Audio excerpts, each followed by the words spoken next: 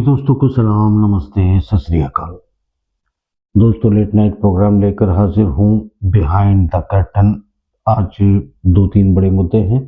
सबसे पहले हम सीरिया की भी बात करेंगे और इमरजेंसी लगा दी गई है साउथ कोरिया में, उस पर भी बात करेंगे। और ट्रंप की जो धमकी है थोड़ी सी उस पर भी बात करेंगे कि क्या वजह है कि ट्रंप धमकी देने से क्या हो जाएगा। और फिर आखिर में समझने की कोशिश करेंगे कि जो अमेरिका के दोस्त होते हैं असल में उनके साथ क्या होता है। तो दोस्तों, सबसे पहले जो हम शुरुआत कर रहे हैं वो ये है कि सीरिया के अंदर दोनों तरफ से मुज़ाहमत जारी है। रूस की फोर्सेस हवाई हमले कर रही है, ईरान की फोर्स पहुंच चुकी है और ये जो जंग है वो बढ़ती जा रही है। दोनों तरफ से टकराव बढ़ रहा है, इसमें अमेरिका भी शामिल हो चुका है। कई जगह पर जो ईरान के मिलिशिया कहकर जो है स्ट्राइक की है, अमेरिका ने एयर स्ट्राइक की है। तो सीधे सीधे अमेरिका भी इस जंग में सीधे शामिल हो गया है, रशिया भी शामिल हो गया है। मैदान सज चुका है एक लंबी कहानी के लिए। दोस्तों, इसे कल फिर दिन में कोशिश करेंगे कि पूरी तरह इसको समझा जाए। और इसमें एक पेज छोड़ के जा रहा हूँ इस वक्त, वो ये है कि क्या अमेरिका इजराइल ने इस जंग को यहाँ शुरू करवाया है या फिर इसके पीछे कोई दूर दराज एक खुफिया समझौता रूस और तुर्की के बीच में भी है, जिसके नतीजे शायद बहुत देर बाद आए। इस पर कल बात करेंगे। फिलहाल आपको एक और जो ताज़ा मसला है उसे समझ लेना चाहिए। साउथ कोरिया में नॉर्थ कोरिया समर्थित कही जाने वाली डेमोक्रेटिक पार्टी का खतरा बताकर मौजूदा सरकार ने इमरजेंसी घोषित कर दी है, मार्शल लॉ लगा दिया है। मार्शल लॉ लगाने के बाद यहाँ की पार्लियामेंट में जो डेमोक्रेटिक लोग पहुंचे थे, यानी इस मार्शल लॉ के खिलाफ वोटिंग करने के लिए ताकि इसको हटाया जाए, मार्शल उसमें घुस गए। हेलीकॉप्टरों ने चारों तरफ से वहाँ की पार्लियामेंट को घेरा और अफरा तफरी का माहौल है। शहर में लोग जो है निकल गए हैं सड़कों पर। ये यानी कहाँ पर नॉर्थ कोरिया डिस्टेबलाइज हो रहा था और कहाँ साउथ कोरिया डिस्टेबलाइज हो गया। क्या इसके पीछे की ये कहानी हो सकती है कि लगातार जैसे जो नॉर्थ कोरिया के चीफ हैं उन्होंने दौरा किया रशिया का। और इससे ज़्यादा अहम बात ये भी मैं आपको दोस्तों बता दूं आपको कि जो कल ही बल्कि आज तक भी एक रक्षा विशेषज्ञ नॉर्थ कोरिया में मौजूद था, जो क्या बातें चल रही थी और लगातार इतने दौरे नॉर्थ कोरिया के साथ क्यों हो रहे थे, इस पर आपको भी थोड़ा सा गौर करना चाहिए कि रशिया शायद इस बात को पहले से समझ चुका था कि साउथ कोरिया डिस्टेबलाइज होने जा रहा है। और डिस्टेबलाइज होते होते यानी या तो डेमोक्रेटिक पार्टी करती, मगर उससे के अलावा अब वहाँ के राष्ट्रपति ने मार्शल लॉ लगाकर जो है सत्ता पर कब्जा कर लिया है और अब पकड़ धकड़ शुरू होगी। अब इसमें क्या कहा जाएगा, क्योंकि इल्ज़ाम बड़ा सीधा सा है कि नॉर्थ कोरिया समर्थित पार्टी इस वक्त डिस्टेबलाइज गवर्नमेंट को करना चाहती थी। हालांकि राष्ट्रपति पर भ्रष्टाचार के आरोप हैं और नॉर्थ साउथ कोरिया की जनता काफ़ी विमुख थी इस राष्ट्रपति से और इसकी सत्ता को उखाड़ना चाहते थे, मगर उससे पहले मार्शल लॉ लगा दिया गया। मतलब साफ है कि रूस अपना गेम यहाँ पर खेल रहा था, चीन अपना गेम अब यहाँ पर चालू रखे हुए था और CIA का अपना गेम चल रहा था। कुल मिलाकर ये देश जो अमेरिका का खास दोस्त था डिस्टेबलाइज हो चुका है। नॉर्थ कोरिया अपनी जगह पर खड़ा है, नए नए हथियारों के परीक्षण कर रहा है। रूस की दोस्ती का नतीजा ये कि वो अपनी जगह पर मजबूती के साथ डटा हुआ है और जो अमेरिका का दोस्त था वो डिस्टेबलाइज हो चुका है। डिटेल में अभी तो मतलब पार्टी शुरू हुई है तो इसके अगले पहलू पर जरूर बात करेंगे। इसके अमेरिका के दूसरे दोस्त पर आते हैं, पाकिस्तान के हालात आप देख रहे हैं कि वहाँ किस तरह अपनी ही जनता को उन्होंने मार के एक तरह से वहाँ पर भी एक नकली डेमोक्रेटिक पार्टी के नाम पर कुछ जो है टोमी बिठा के रखे हुए हैं और अघोषित मार्शल लॉ लागू है पाकिस्तान के अंदर। अब आते हैं तीसरे अमेरिकी दोस्त के पास, वो है माफ करना इजराइल। तो अमेरिकी दोस्त इजराइल जो है ये भी अ, पूरी तरह से जंग में शामिल है बाकायदा, और जंग लड़ी जा रही है।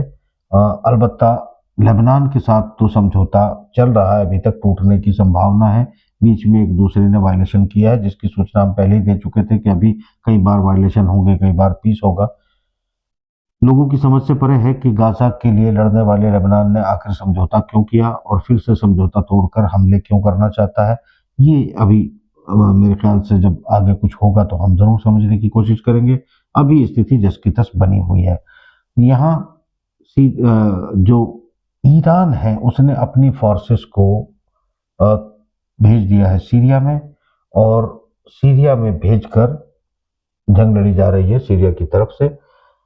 दोस्तों, इस कनेक्टिविटी को थोड़ा सा इस एंगल से भी जोड़ लीजिएगा कि किस तरीके से अचानक लेबनान के साथ आसानी से ये पीस डील हो गई, और इसमें गाजा में भारी तादाद में हमले किए जा रहे हैं, और सेंट्रल गाजा के अंदर इजराइल अपनी फोर्सों को बढ़ा रहा है, न कि घटा रहा है। तो हालांकि ये बात चल रही है कि किसी भी तरीके से पीस डील की जाए और गाजा पर भी युद्ध विराम हो जाए, मगर इसकी संभावना इस मायने में खत्म हो जाती है क्योंकि ट्रंप ने जो कहा है वो काफी मायने रखता है। ट्रंप ने कहा है कि 20 जनवरी से पहले बंधकों को छोड़ दें, या बंधकों का समझौता हो जाना चाहिए।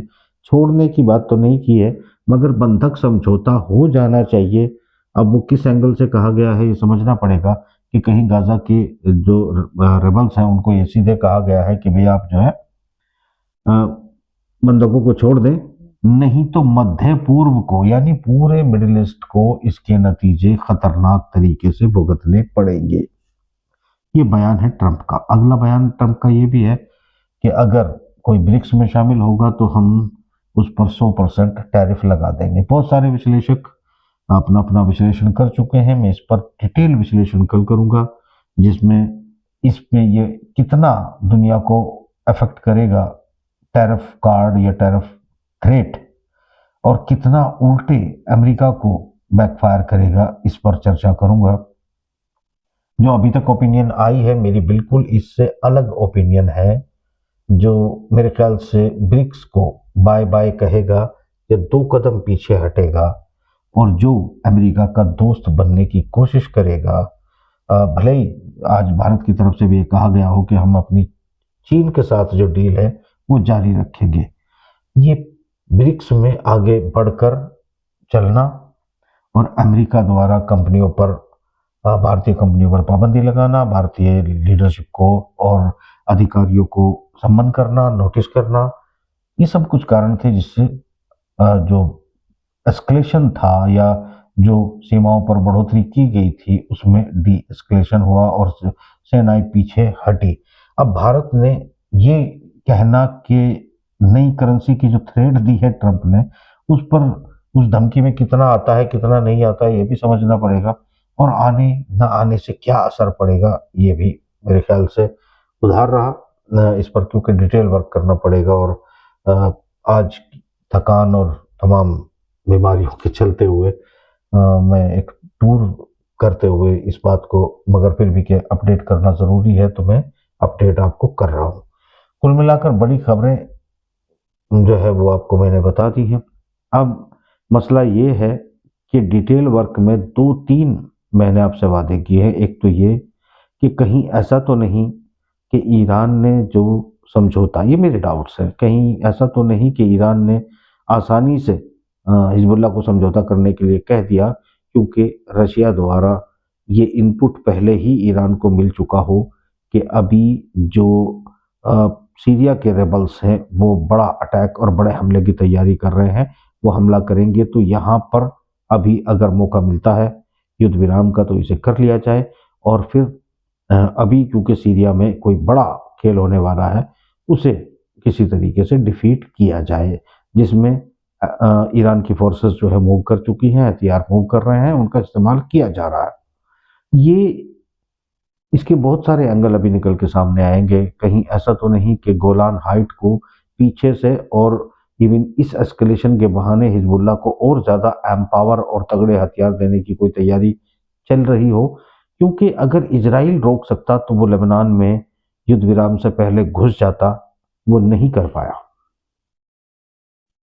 अगर अमेरिका का कोई हथियार कारगर होता, ब्रिटेन का कोई हथियार कारगर होता, तो अभी तक इजराइल ये जंग जीत चुका होता, इसे इतना लंबा नहीं खींचता। और अगर इनका कोई हथियार कामयाब होता तो ईरान पर जो हमले किए गए, जिसे रशिया की एयर डिफेंस सिस्टम ने एयर में ही उड़ा दिया और ज़मीन तक एक भी हमले को नहीं जाने दिया, जिस तरह पिछली ट्रंप सरकार के किसी मिसाइल को सीरिया की ज़मीन पर नहीं आने दिया था, उसी बात को दोहराकर ये साबित हो चुका है कि अभी जो हथियार इजराइल और अमेरिका के पास थे, वो ईरान की ज़मीन नहीं छू पाए। ट्रंप नाम के व्यक्ति में कोई मिसाइल का इंजन उसके नीचे फिट नहीं हुआ है कि कोई नया पैंट के अंदर उसने कोई मिसाइल छुपा रखा है, कोई बड़ा हथियार छुपा रखा है, जो ट्रंप की गद्दी पे बैठते ही वो एक्टिव हो जाएगा और एक्टिव होते ही वो इजराइल में इतनी ताकत भर देगा और अपने अंदर इतनी, यूक्रेन में इतनी ताकत भर देगा कि वो रूस को हरा देगा और यहाँ जो आपका इजराइल है वो तुरंत हिजबुल्लाह पर कब्जा करके और ईरान को भी हरा देगा। तो सवाल ये उठता है कि ये जो अ, एक हवा मीडिया ने खड़ा किया है, और आपको रशिया की एक साइट पे जाकर आपको पता चल जाएगा, आरटीपी के आपको देखने को मिलेगा। उन्होंने कहा है कि जितना भी मीडिया और खोजी मीडिया और दुनिया भर के दस्तावेज कलेक्ट करने वाला, दुनिया को ब्लैकमेल करने वाला, थ्रेट करने वाला जो मीडिया है, वो सब अमेरिका से हैंडल किया जाता है और उस मीडिया के द्वारा बाकी के मीडिया हैंडल किए जाते हैं। तो मीडिया में सत्यता की कोई गुंजाइश नहीं। मीडिया कहीं का भी हो, सब सीआईए ऑपरेट कर रहा है पीछे बैठ के। लोग समझ रहे हैं कि हम अपना मीडिया देख रहे हैं। ये कड़वी सच्चाई है, इसे मानना न मानना पब्लिक का और हाँ, अपनी राय है। मैं जो कुछ बता रहा हूँ, जो मैं जानता हूँ, जान पाया हूँ, वो बता रहा हूँ। मेरी बात से भी आपका सहमत होना बिल्कुल ज़रूरी नहीं, मगर बहुत बड़े पेच मुझे नज़र आ रहे हैं। इस पर डिटेल में समझाने की कोशिश करूंगा कि क्यों ऐसा हो सकता है कि अमेरिका और पश्चिमी जगत की डूबती हुई नैया, जहां पर गैस और तेल के रेट 25% से ज़्यादा और इंक्रीज कर चुके हैं, अफोर्डेबल नहीं रहे हैं और सर्दियां पूरी तरह चरम पर आना शुरू हो चुकी हैं।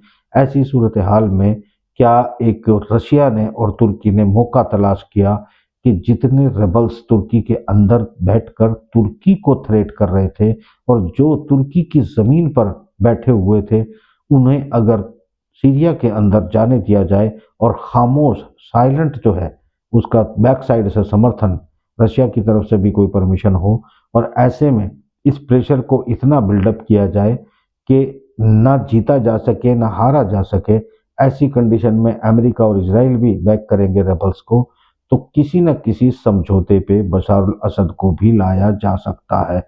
ये भी हो सकता है, हालांकि बशार अल असद को अगर ईरान और रशिया चाहें तो बातचीत के जरिए भी ला सकते हैं और ये मामले बातचीत से भी निपटाए जा सकते हैं। इसके दोनों एंगल पर बात करने की कोशिश करेंगे, संभावनाओं पर, क्योंकि सिर्फ इजराइल को जिताने के लिए रेबल सीरिया में जो है एक्टिवेट कर दिए गए हों और इनके एक्टिवेट होने से जीत जाएगा लबनान के साथ या ईरान के साथ इजराइल, इसकी संभावना ना के बराबर है, क्योंकि हथियारों में बहुत ज़्यादा डिफरेंस है।